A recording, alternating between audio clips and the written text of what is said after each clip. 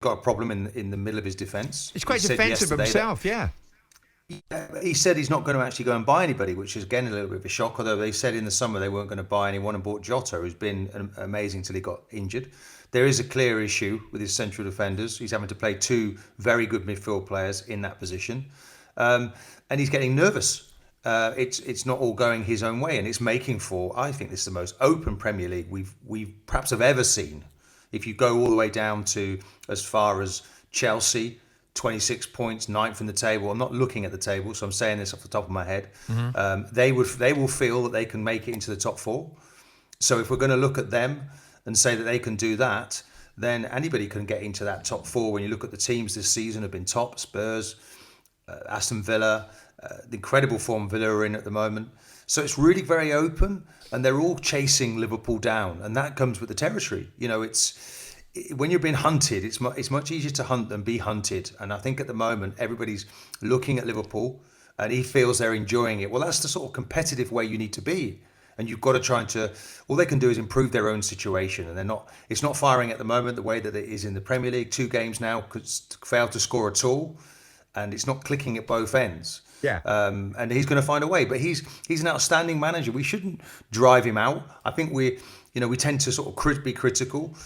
He's going to react, and he'll find the solution to the problem he finds himself at the moment. But there's been 1 or 2 games this season where he's been really shocked and surprised by the performance of his team, where they haven't really taken the initiative in games.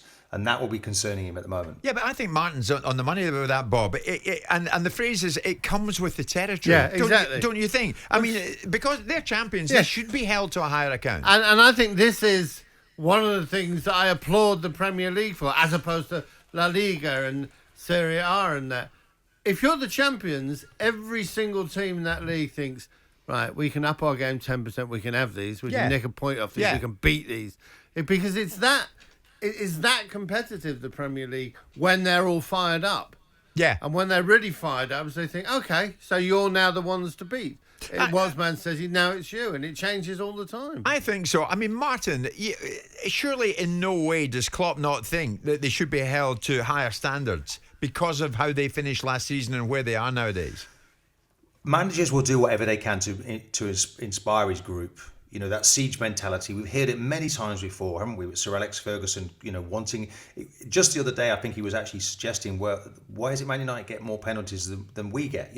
There's all this. It's about just concentrating. But on the inside, if you feel that you have some way been wronged and that you're treated differently, it does make you stronger, and the resolve becomes greater. And that's what he needs at the moment, is a reaction and a cause. And they are throwing points away at the moment. And Manchester United, 2 great clubs, as we say. We've got to look at Leicester as well, who are in there. Spurs are starting to do something. Man City are going through the gears now. The pressure's building on Jurgen Klopp. And he's not quite getting the tune out of the team. When the team's going perfectly, he's not nervous. But when the things aren't right, and at both ends of the pitch at the moment, Liverpool just can't get the goals, and they can't keep clean sheets. And they're conceding early goals. The performance at Fulham was really puzzling, frustrating. You could see the agitation from Jurgen Klopp, particularly in that game.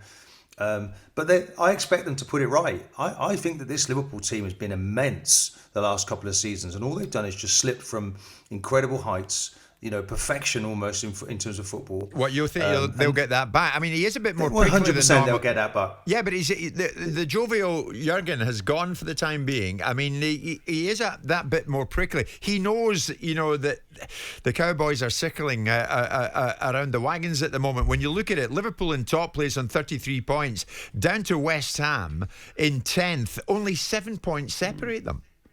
I mean, they are really clustered up there, Martin, and everybody's mounting a challenge.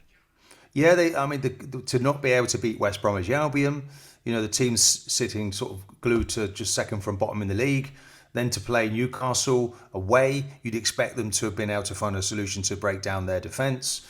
And then, of course, losing at Southampton. So this is probably the most difficult period that he's experienced now for a number of years. It's been an upward curve.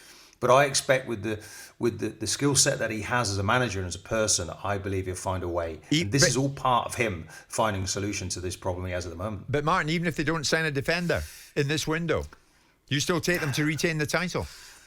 It's an issue. It's a problem. It's like I was looking at Vestergaard playing for Southampton, and I'll say this on record: I've not seen a better central defender this season. And I looked at his contract situation, not trying to cause a problem for Southampton, and I thought maybe that'd be a player that Jurgen Klopp would go after. He's been brilliant this season. He's injured at the moment, but it doesn't appear as if Jurgen is going to do that. He wants to. He's got youngsters there. Phillips, I think Reece Williams is there.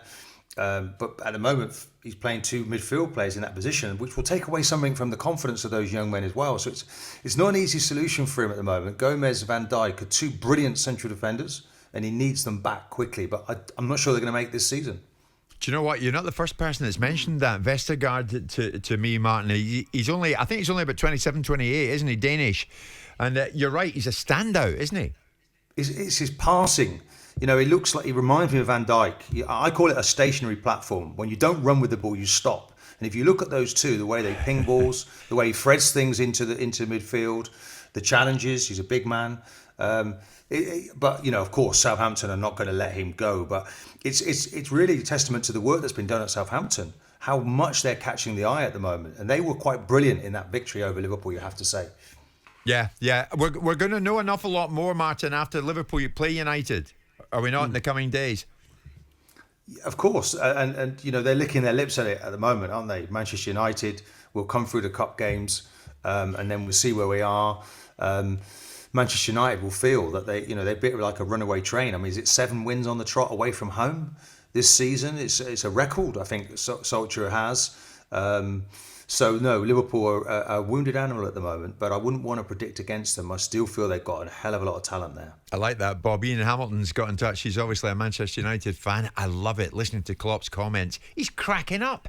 Imagine it when United batter them next week. Well, we'll see if that happens.